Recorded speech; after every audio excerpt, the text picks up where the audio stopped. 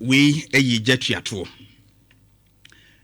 ye ka no se de yete no e de mawo na enra edomkuma e womra hye bedwafie wono mo ye nsentwerofo enhyiamu e de nsem bi atudwa na eno na mepese yetie mu kakra de obokrata mu nsem so wote se wo mo de bae je se domkuma no e kan simfuwa bi e de kire mampani John Dramani Mahama na mepese yetie kakra na iwia yakamu asem.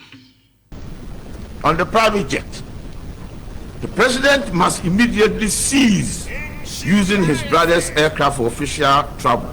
As long as Ibrahim Mahama can seek or are in negotiation for any state contract, concession or mineral rights. The presidency must publish a full accounting of all travel on Ibrahim Mahama's aircraft since January 2025, including dates, destinations, total cost borne by the state, and the estimated market value of services provided without charge. 3. The minority gives formal notice of its intention to refer the matter to the Commission for Human Rights and Administrative Justice under Article 287 of the Constitution for the determination as to whether the arrangement constitutes a breach of Article 284 and the President's own Code of Conduct.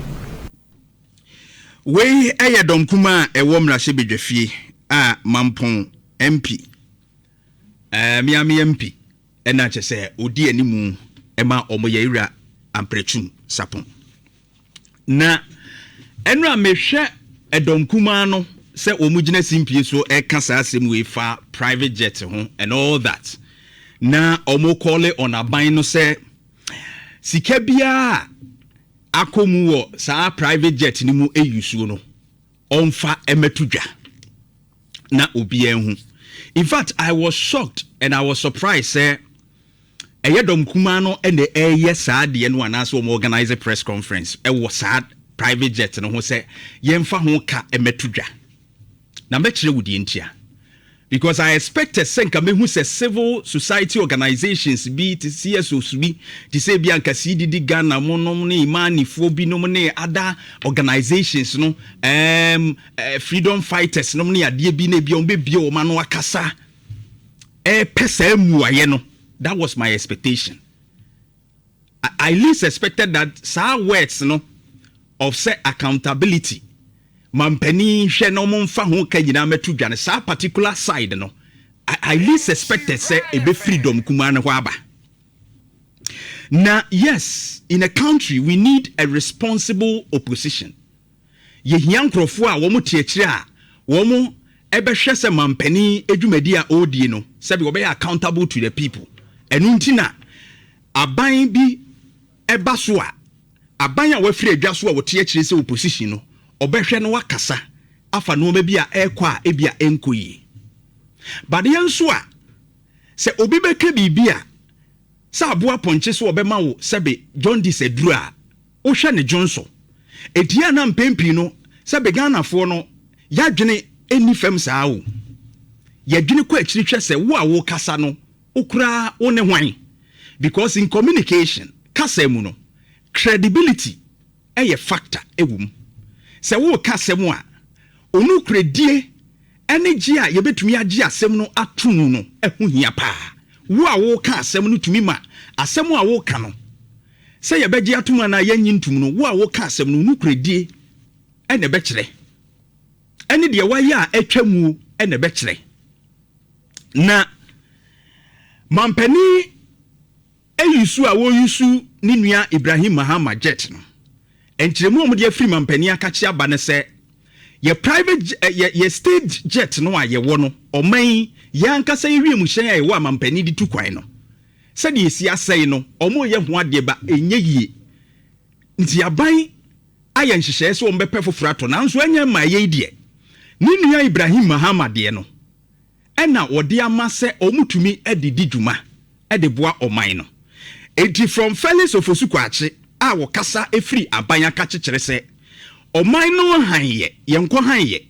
nyeso wode ahanye na emum yani etofem wo edigum se be ya na koni abadie ode be konti se ewiem hyen ne han ene ne yekeka ho nyina se bia ye be ye ho adwuma repair ne no ma no ma bia ho ayi na no enya ade se no ye ka ye de fam nko an ye to je fato soma me for clarity Felix Ofosu kwa ache no o say the cost ye nke wo ho no ye fuel nko a na eno ne da so no fuel nko an ye to egum na Ibrahim Mahama enye ne first jet ni owo jet ni bia edi dwuma ama de ode ba yempo no etitiw ni amintine wo maimu ebi yusu etukwai ote kokoso obi bomu mu ase na no South Africa eno na ode call ya ode bai ye wetitiw bebre omo wo maimu a sa Ibrahim Mahama jet yi jata no eno no omo de call edeba etukwai edinya Mahama nko na yusu sa jet no na within the minority na nkasa no MP from Praeso je fato so mame MP from Praeso Davis Opoku ansa kire se Ibrahim Mahama jet no se wanhia enko owui oso wonya accident bi a crash na wonya eni amenko anko owu na ehuhia se ye de ne kwa ama no ne ekohwe ne yade Ibrahim Mahama ene de ne jet ne ma no ye de ne koye ekohwe ne yade enko owuye etinu woda Ibrahim Mahama ase eni Ibrahim Mahama's kindness with his private jet saved me in 2020 ti 2020 nkwanhia wonya no oso wanhia sa jet no a enko owuye wanfa han no o de boa no me kosa ne yade enti sie wo Ghana ha na obi etumi peja and Ibrahim Mahama enye nipa ketewa wo kurom ha oye businessman na nye Ghana nko an wagidin contracts a wogi wa manone ni ade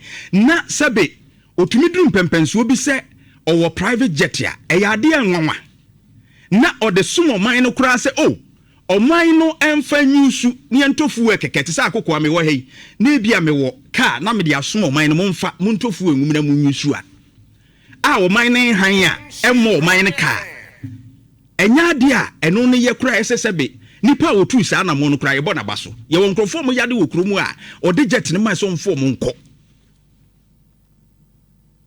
enti sebe uta okwaduo kura na wo yini mirika e wo no ma bia wo ye o mesi mo amo MP from Praeso Ibrahim Mahama jet e save ne life say was in the old jet no kura wa donate say yemfa mo Ghana ni bi obeyade bi ase yede ni tu kwan e kwa ama no ne kosa ne yade bia Ibrahim Mahama wa converted that old plane no to a national emergency air ambulance.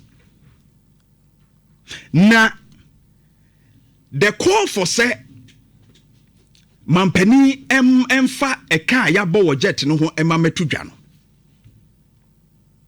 eho ena mi bisa me ho say ehifo na ekasei because me kai se fourth estate ebra akufuado o yusu jet no okọ high jet ewo amanone ni ade a ne ye boka kese ewo jet no de wo han tini etua sika kese ewu mu no fourth estate e request say ohia e car ye bone akufuado akwantu a watu nyina ne jet ya wa han nyina ohia saa de information no ene wo troye e de call right to information commission so omomuwa ma aban fasa na omani nyina metudwa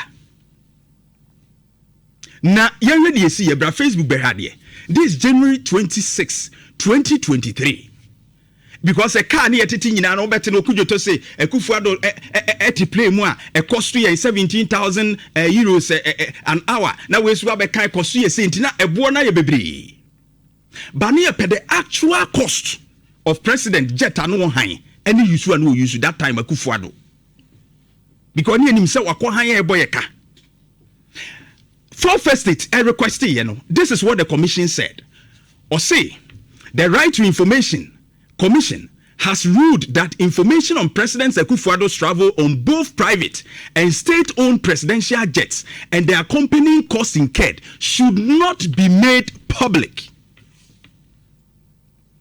The commission said such information falls under the exempted information specified in Section 5 of the Right to Information Law The Right to Information Commission cited national security concerns for its ruling. Saa na yɛka kyerɛ saa bere no. Yɛse Akufo-Addo akwantuo ne ne jet ya oyusu nyina no. Yentimi mfa ho nsɛm ntudwa because right to information bill ka de be koso bia no sentrofo etrokos wo mama ye ho ensenkaye se ka se de bo ani ade o de be man no emra na ehyem section 5 right to information law no kyerɛ sɛ saa eno de national security issue because oye mampani na kwantuo ne ade ye national security issue enti yentimi mfa ho ka ene ho nsɛm ntudwa enti my concern is that edi enti ne minority donkuma ene de mo hunyansa sɛ yetimi de president akwantuo huka etudwa. You see the hypocrisy. Mu nya atwom no a ya na ye ka wa amanyofo mu afa no so hu. We ye nya atwom. And you are not ashamed. Say ubebisa ade a wankasa ka se yentimi mfa ntudwa. Say onfa metudwa me yehunu. Akufo-Addo time. Mo se yemfa sa ade ni ntudwa. And what are you asking for? That is hypocrisy. Na mo akoye press conference, you are prechum enimu press conference. Say o mo mfa ho ka emetudwa. E bank ye nyina ye hiare, but mo set precedents. Mo time say ye mfa ntudwa. Mo set that precedent.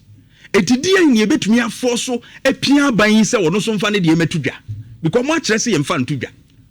Ene nya atwom mu gina so omo mfa metudwa enti na mse no ma bi wo ho a munyai ma ye call for because credibility on calling for certain things no time edafem as a minority edafem Ibrahim prechum asante mampon traffic light enanu yese boy pragia guy wawu woni ka ehia mu se gban wakofa traffic light abesi go traffic light ni nya adwuma more than almost a year ni enya adwuma obi akura hu one way no hu de eba and mom de crash ku omo ho saa. You are there organizing press conference yewura mprachum sapon mampon MP enkrofu ewu commercial bank junction ho traffic light enya adwuma no udi animu ye press conference hwehwe a disclosure of cost on private jet use.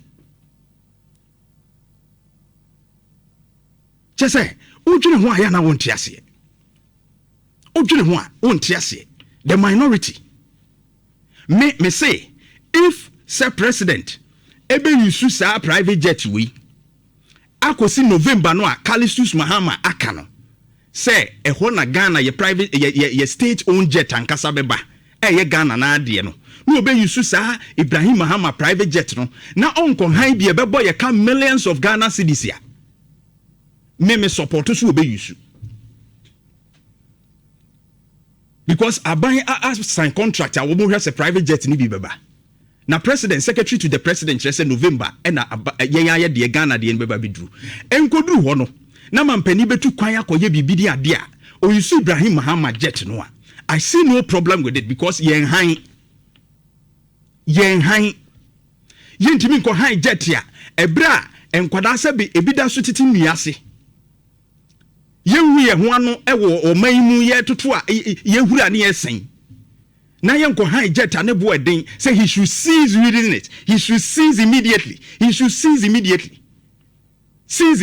like right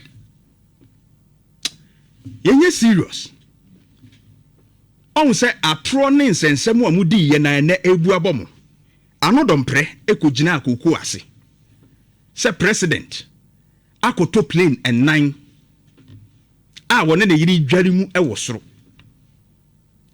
yentie no PBC for crash oka awon boni any tantan papa wase aye ne so onu ni mampani odikan PBC for to koko ewie musume ba ku nie nu miensa en son ontia PBC for ika aje se omu diewu nipa no mukum no ye twa wo mu kra ne se nansen tomati okuwa kratam obae ono de ope so dodo no ho owiem wo aeroplane wato aeroplane ba ku mienu miensa enan ba ko kra de ese yetimi dware wo mo ne yire ne busuafo mu dware wo plane ni mo wiem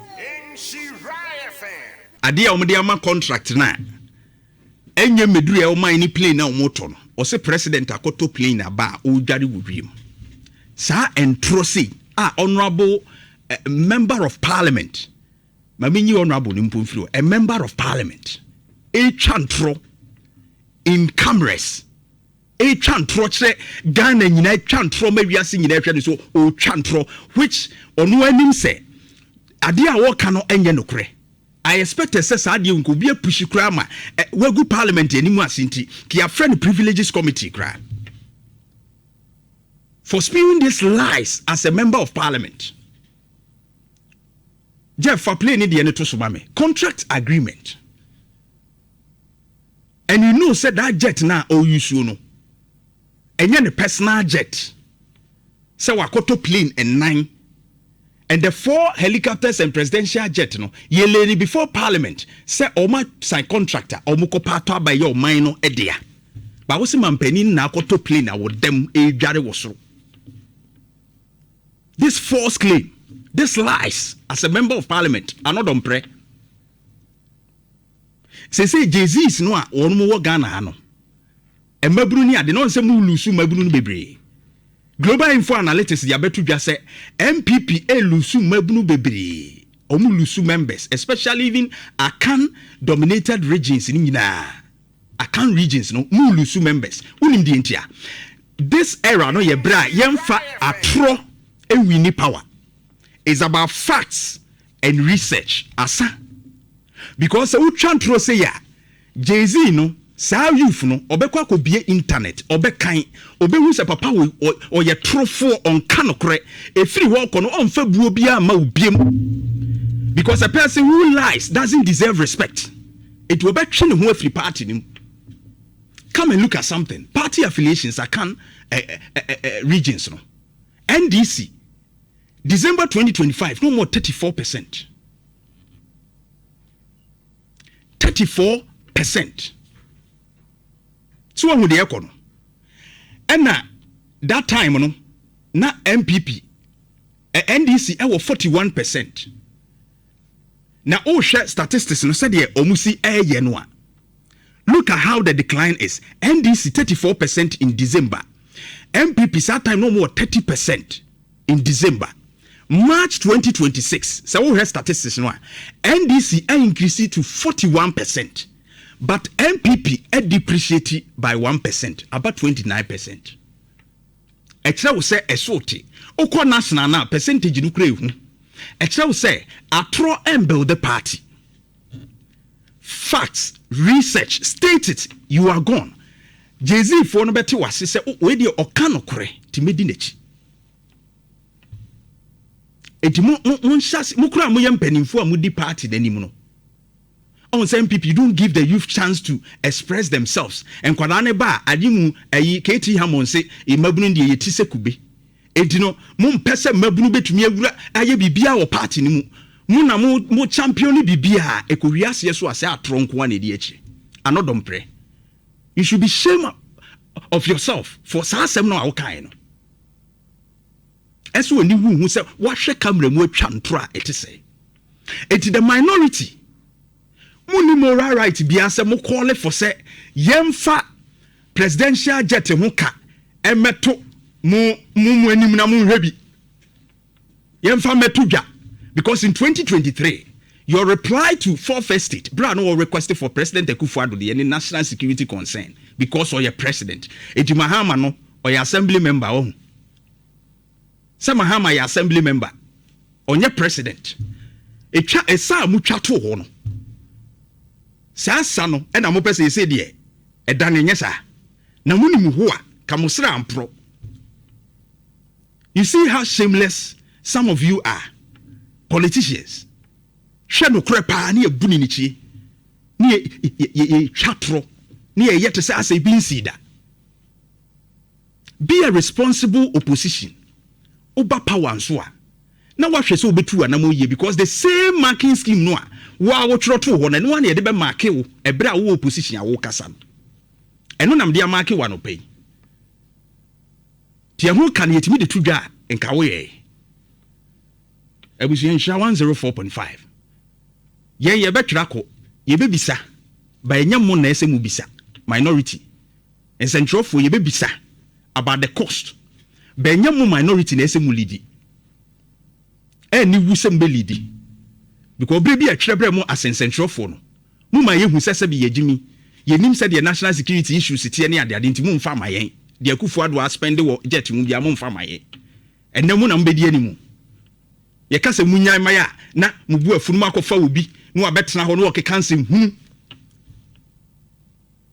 no aye ni tiri ho kwabo no abetena ho se odi obi atem udi hwan atem ye ka no kore na akyerew de ye kase munyan ka ye wunyina so nti aye se munyan ka ti mun san ko kan kyere no no nko bie ayi saa ni Facebook TV no nko di atem me ni time se me de me microphone ebedi di saa atem no nanka mi go bi ka kyerɛ no paa ka mi go bi ka kyerɛ saa abronye no ka mi go bi ka kyerɛ no paa yenim baabi ofiri ɛne baabi a waduri yenim saa asresre no ka wona na esresre ade yenim ko Kennedy Japan fie yenim die si wo hɔ ene wanya bibi atena ni mu kura microphone to you feel you are big tie ka se mu obi nka bibia. You don't look at the substance of the issue. You go ahead and insult. We work with facts. You can't do it. Ni nyina so mature documents. Me dey ato ho. Mature facts no. Prove me wrong so me morally right. So omo yes ade no. Ebusia, me ba yesia. Oh yeah! Come on! Nhyira 104.5 FM.